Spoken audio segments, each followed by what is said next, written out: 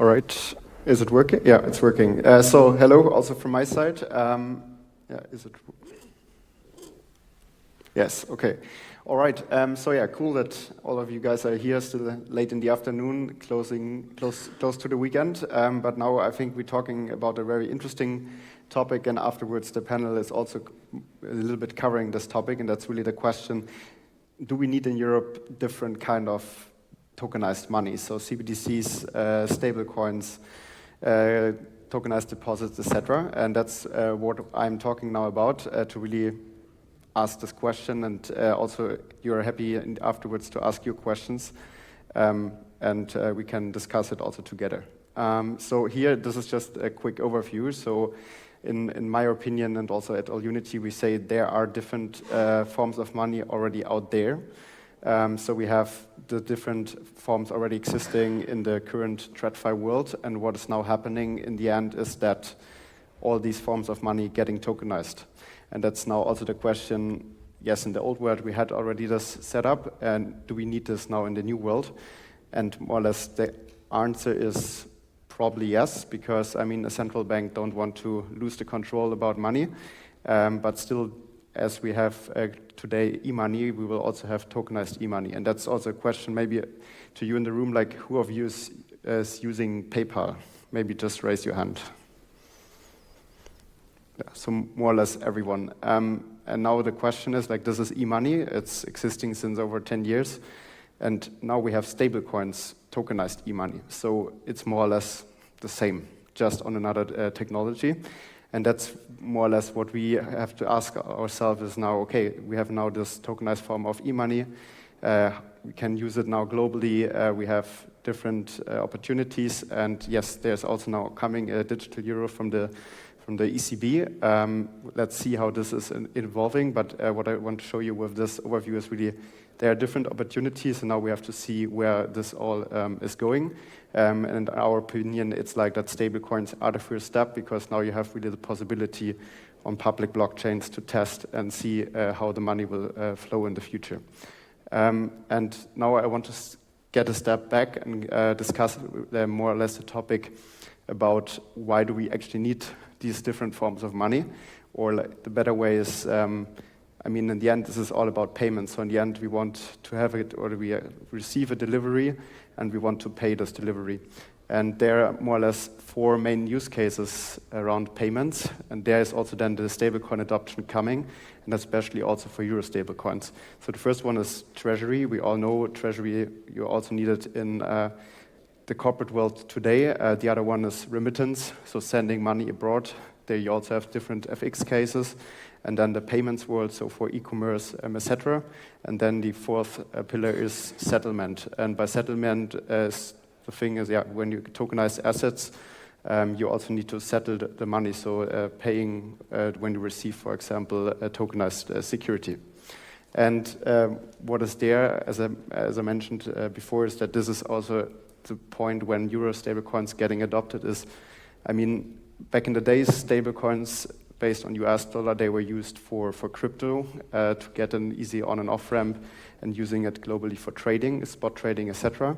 But yeah, from our opinion as well, is it's like a Euro stablecoin is not needed for crypto trading, because you have in Europe existing rails like SEPA, now SEPA Instant as well, which is unlimited. So when you're also a corporate, you can send around 1 million instant. So there is not this need for a Euro stablecoin in the crypto world, because you can easily on and off ramp and buy crypto on different exchanges. But for what you need really Euro stablecoin is exactly for these 4 pillars, that you can use a euro on a global scale.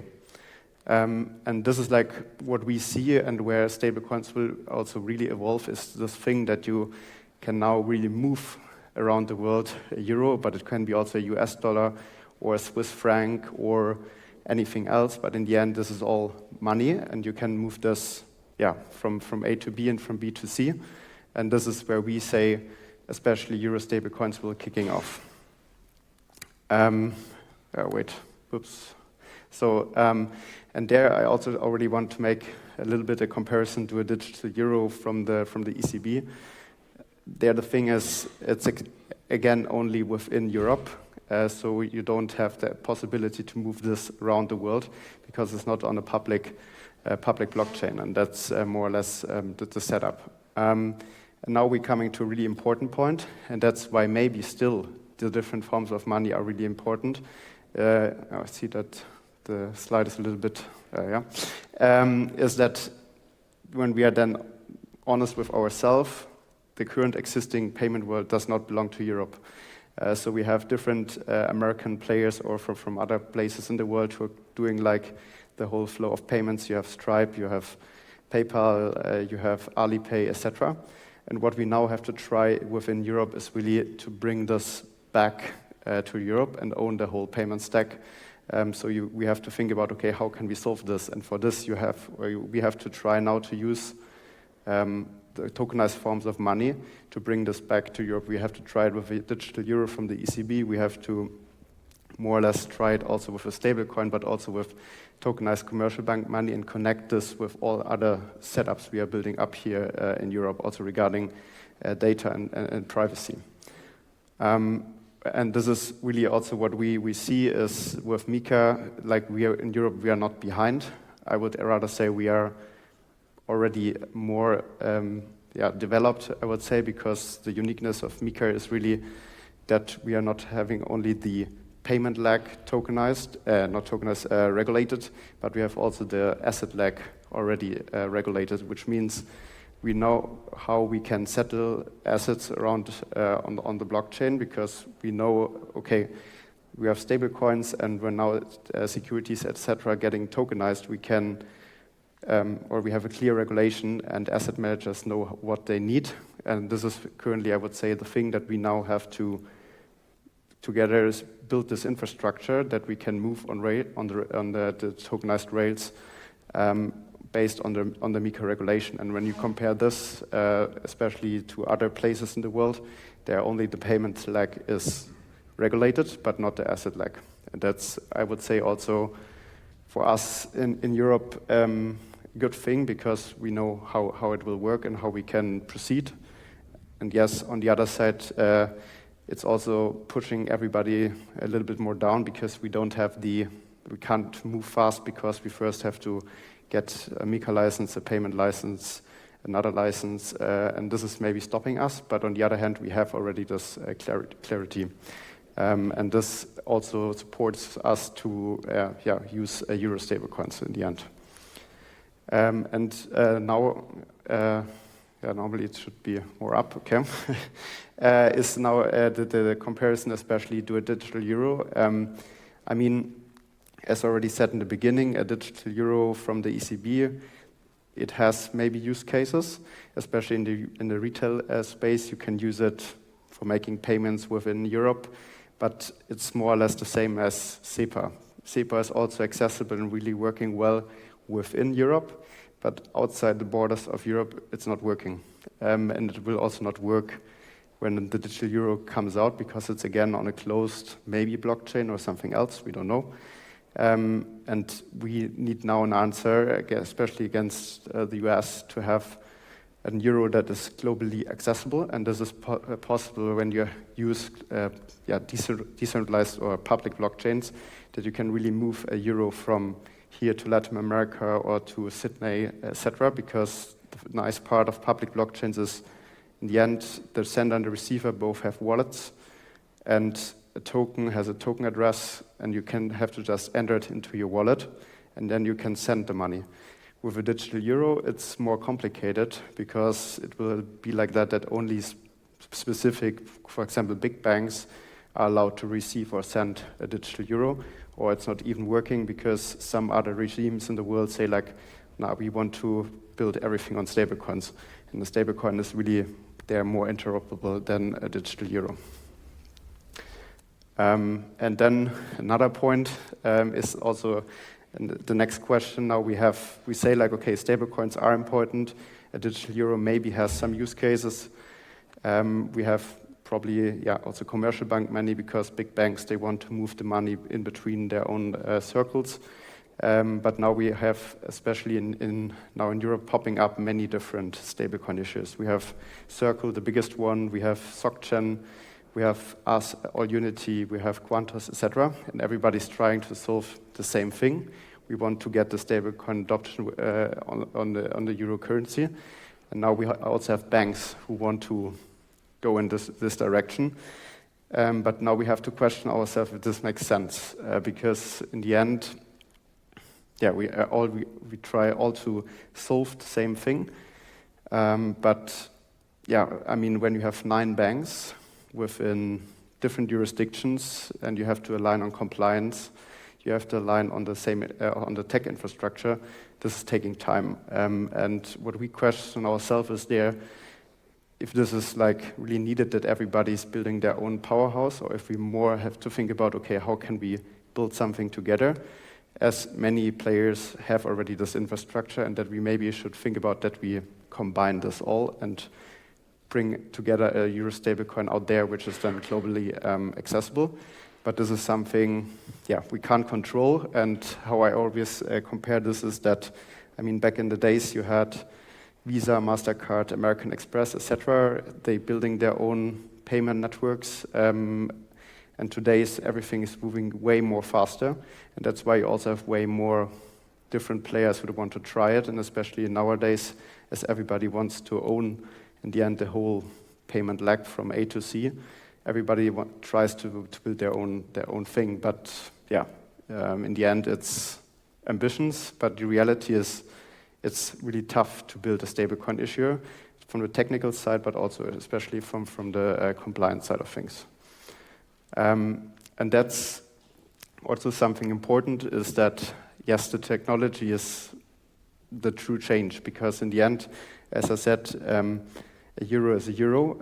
PayPal, it's e-money. Now we have tokenized e-money. And this is more or less in the back end. It's just changing. In the end, what also an end customer wants is just to pay in euro. And that's what we have to achieve. And there we have to now see how this is evolving. But we see that there is like a euro stablecoin, the most efficient solution, because you have already e-money, it's working well, and now we just have to switch in the back end, the infrastructure.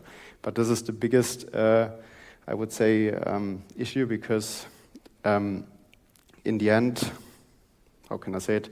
In the end, a corporate, like who is, for example, building cars or is a supplier for a car manufacturer, in the end, they have to have a wallet infrastructure where they can receive stablecoins and other tokenized assets.